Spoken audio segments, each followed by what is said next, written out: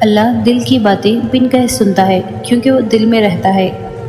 اللہ جن سے پیار کرتا ہے انہیں کو مشکلات کے راستے پر ڈالتا ہے تاکہ بعد میں انہیں آنسوؤں اور تڑپتے ہوئے دل کا سکون بن سکے۔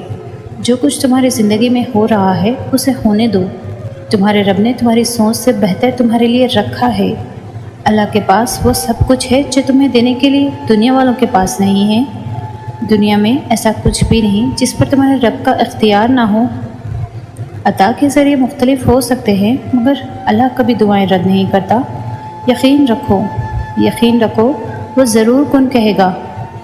آغاز میں اللہ کچھ چیزیں مشکل ضرور بناتا ہے مگر اختتام ہمیشہ ویسا ہی کرتا ہے جیسا تم چاہتے ہو۔ دل میں خیال بعد میں آتا ہے اور اللہ تک پہلے پہنچ جاتا ہے۔ تم خود سجدہ نہیں کرتے، تمہیں سجدوں کے لیے چنا جاتا ہے۔ تمہیں دنیا والوں سے توڑ کر اللہ خود سے جوڑ لیتا ہے۔ وہ وقت، وہ لمحہ جب ٹوٹ کر پھر سے کھڑا ہونا، وہ وقت جب روتے ہوئے بھی شکوہ نہ کرنا کہ کہیں اللہ ناراض نہ ہو جائے، اس وقت اللہ تمہارے ساتھ ہوتا ہے۔ وہ رحیم رب ہر پل ہر لمحے تمہارے ساتھ ہوتا ہے۔ وہ تمہیں دیکھ رہا ہوتا ہے کہ کیسے تم صبر کر رہے ہو۔ صرف اسے راضی کرنے کے لیے تم مسکرا رہے ہو۔ اپنا درد بھلا کر تم اس کی رضا ڈھونڈ رہے ہوتے ہو۔ ابھی بھی تمہیں لگتا ہے کہ تمہاری دعاؤں کی قبولیت میں وہ دیر کرے گا۔ وہ جس کا نام الودود ہے، یعنی اپنے بندوں سے سب سے بڑھ کر محبت کرنے والا، اس پر بے یقینی کیسی؟ اس صبر کے بعد اللہ تمہیں اس سب سے نواز دے گا جو تم نے مانگا ہے، بلکہ اس سے بھی بڑھ کر تمہیں عطا کیا جائے گا۔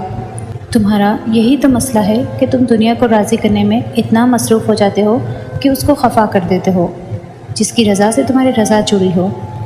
بارش کا پانی سیپی اور سانپ دونوں پر گرا۔ سیپی نے اسے موتی بنا دیا اور سانپ نے اسے زہر۔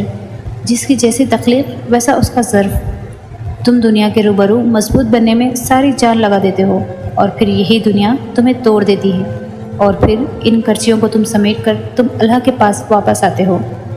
وہ کہہ چکا ہے اسے تم چاہ بھی نہیں سکتے جب تک اللہ نہ چاہے۔ تو پھر مان لو اس نے چاہا ہے ایسا ہونا، تبھی تو وہ تمہیں یہاں تک لایا ہے۔ مولانا رومی فرماتے ہیں جسے تو باہر ڈھونڈ رہا ہے وہ تیرے اندر ہے۔ پوری کائنات تیرے اندر ہے، تو خود میں جھانک تو صحیح۔ مولانا رومی فرماتے ہیں اگر میری زندگی میں دکھ نہ ہوتے تو میرے رب سے دعا کا رشتہ کیسے جڑتا؟